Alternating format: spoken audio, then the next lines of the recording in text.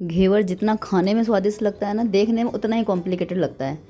अधिकतर लोग इसे घर पर बनाने की रिस्क नहीं लेते, क्योंकि वो डरते हैं कि शायद उतना परफेक्ट नहीं बनेगा जितना बाज़ार में मिलता है, उतना जालीदार, उतना क्रिस्प।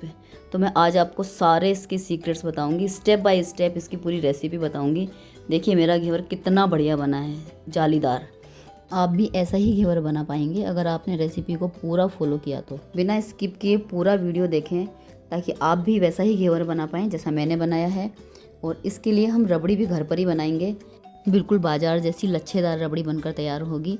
तो सबसे पहले मैंने यहाँ पर कढ़ाई को गीला कर लिया थोड़ा सा पानी डालकर। अब इसमें मैंने 1 लीटर दूध डाला है।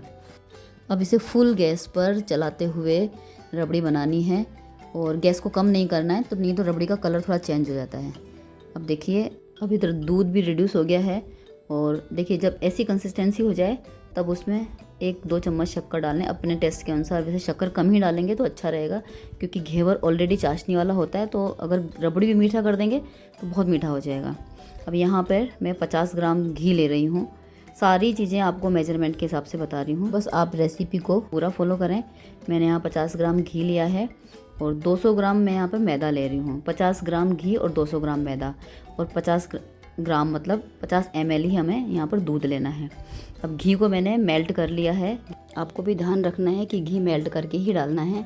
अब इसमें थोड़े से आइस क्यूब डालें और एक बार इसे मिक्सर में घुमा लें। लगातार मिक्सर को नहीं चलाना है, पल्स मोड पर ही घुमाना है। अब इसे देखेंगे तो ये क्रम्बल हो गया है पूरा, चारों तरफ से घी अलग हो गया है, पानी अलग हो गया है जो हमने बर्फ़ डाली थी उसका। तो अभी जो पानी है उसे हम निकाल देंगे। अब इसमें थोड़ा थोड़ा करके हम मैदा डालेंगे, 2 या 3 बैचेस में करके मैदा डालना है, और वापस से इसका ढक्कन लगाकर हमें पल्स मोड पर चलाना है। बेसिकली हमें ये जो मैदा है उसको घी के साथ क्रम्बल करना है, जैसे ब्रेड क्रम्स होते हैं ना, बस वैसा ही। वैसे हलवाई लोग इसे हाथ से ही बनाते हैं, परात में फैलाकर। जो प्रोसेस हम मिक्सर में कर रहे हैं ना, वो उसे हाथ से करते हैं। उसमें थोड़ी मेहनत ज़्यादा लगती है, बनता वो भी बहुत अच्छा है। बेसिकली बनाया वैसे ही जाता है, लेकिन अभी अगर अपने को मेहनत कम करनी है तो हम मिक्सर में बना रहे हैं, इसका रिज़ल्ट भी बहुत अच्छा आता है। अब इसकी कंसिस्टेंसी बिल्कुल ब्रेड क्रम्स जैसी हो गई है। अब हम इसमें दूध डाल देंगे। आपको एक बात का ध्यान रखना है कि दूध और पानी दोनों ही चिल्ड यूज़ करने हैं, नॉर्मल टेम्परेचर के, या कम ठंडा नहीं होना चाहिए। अच्छा चिल्ड पानी होना चाहिए, अच्छा चिल्ड ही दूध का यूज़ करना है आपको। ये जो जार है वो 400 ml का है। यहाँ पर हमें 200 ग्राम मैदा में 800 ml पानी डालना है, 50 ml इसमें दूध डालना है, और 50 ग्राम इसमें घी डालना है। तो बस आपको ये मेजरमेंट ध्यान रखना है, और इसमें बस थोड़ा थोड़ा करके पानी डालें, फिर पल्स मोड पर चलाएं।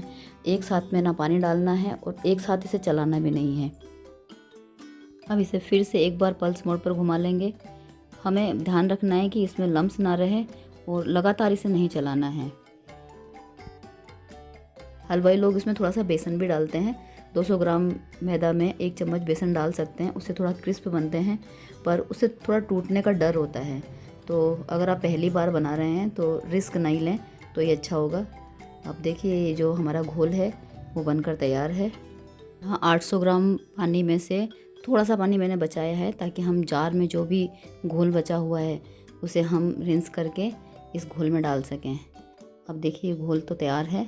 अब हम क्या करेंगे, एक बोल में ट्रांसफ़र कर लेंगे, और सेफ साइड हम इसे छान लेंगे, ताकि अगर कोई थोड़े से भी इसमें लम्स बचे होंगे ना तो वो निकल जाएंगे।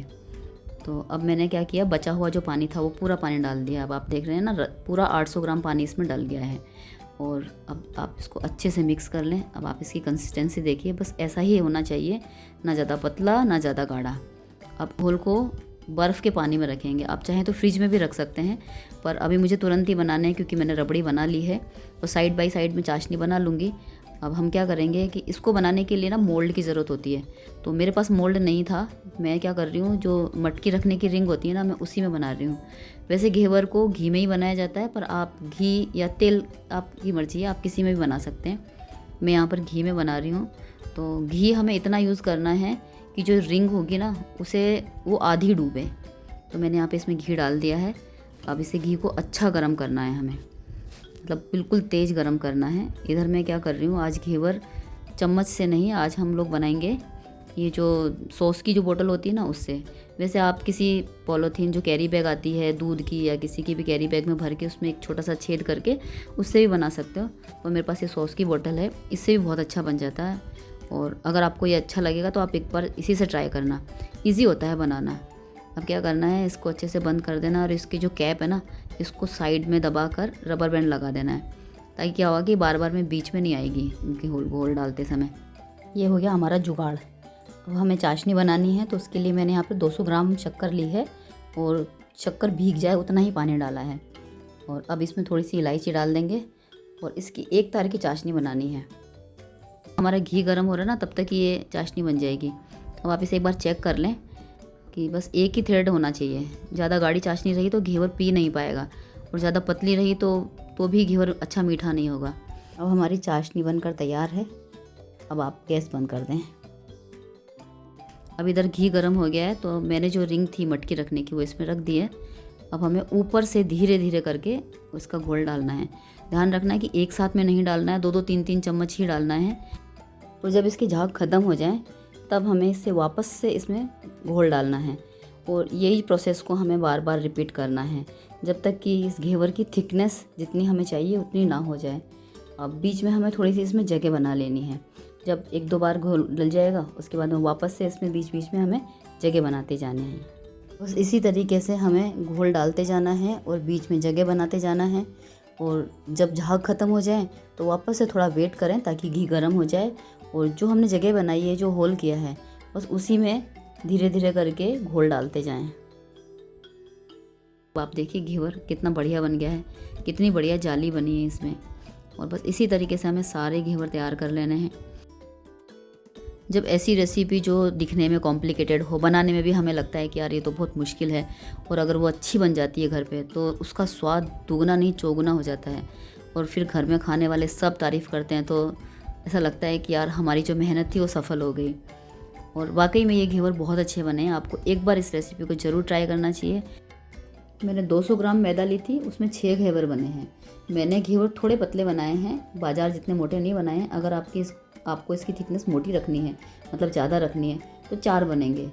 और एक बार इस रेसिपी को ट्राई करके मुझे ज़रूर कमेंट करके बताना कि आपको कैसे लगे, मतलब आपके घेवर कैसे बने। बस एक ही बात का ध्यान रखना है कि रेसिपी को पूरा फॉलो करना है, सभी बारीकियों का ध्यान रखना है, सारे टिप्स का ध्यान रखना है, तो आपके भी घेवर आई एम श्योर ऐसे ही बनेंगे। अब आप देखिए कितने बढ़िया बने। एक बार मैं आपको तोड़ के दिखा देती हूँ इसकी, आप जाली देखिए, ये बहुत बढ़िया बने हैं। अब इसे सर्व करने की तैयारी कर लेते हैं। तो सबसे पहले हमें इसे चाशनी पिलानी है।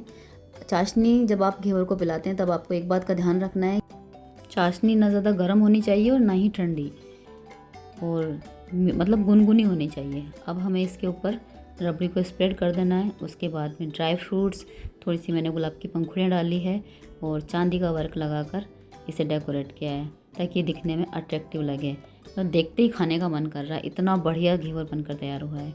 आपको रेसिपी पसंद आई हो तो प्लीज़ लाइक शेयर ज़रूर करें, और चैनल को अभी तक सब्सक्राइब नहीं किया तो चैनल को ज़रूर सब्सक्राइब करें। Thank you.